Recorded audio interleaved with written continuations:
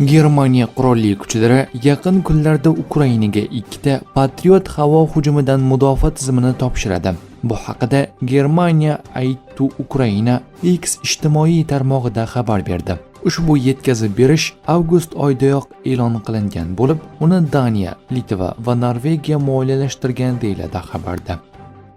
Pentagonning yangi siyosati transgender harbiylarning armiyada qolish so'rovini bildirish imkoniyatlarini chekladi. Associated Press nashri. Janubiy Koreya prezidenti Xitoy rahbaridan Shimoliy Koreya bilan munosabatlarni yaxshilashda yordam so'radi. Reuters agentligi.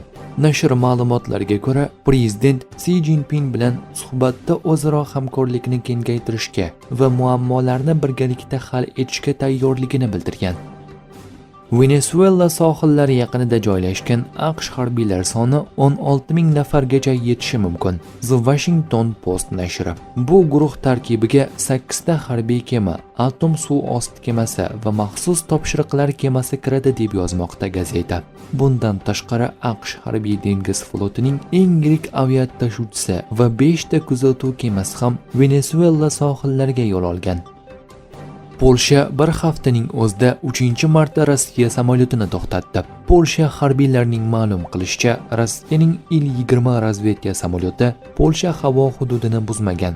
Biroq Boltiq dengizi ustida taqiqlangan parvoz rejasiz va transponderlari o'chirilgan holda uchgan.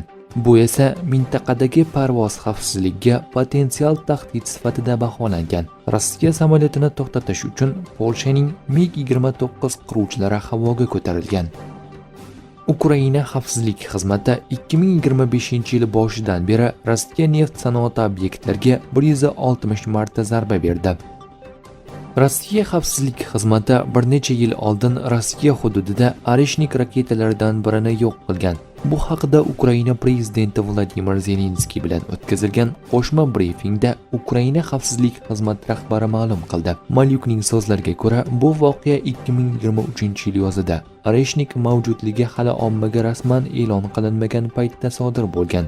Bu ish bilan Ukraina xavfsizlik xizmati, harbiy razvedka boshqarmasi va tashqi razvedka xizmati shug'ullangan. Raketani yo'q qilish to'liq amalga oshgan va bu juda muvaffaqiyatli amaliyot edi, dedi SBU rahbari.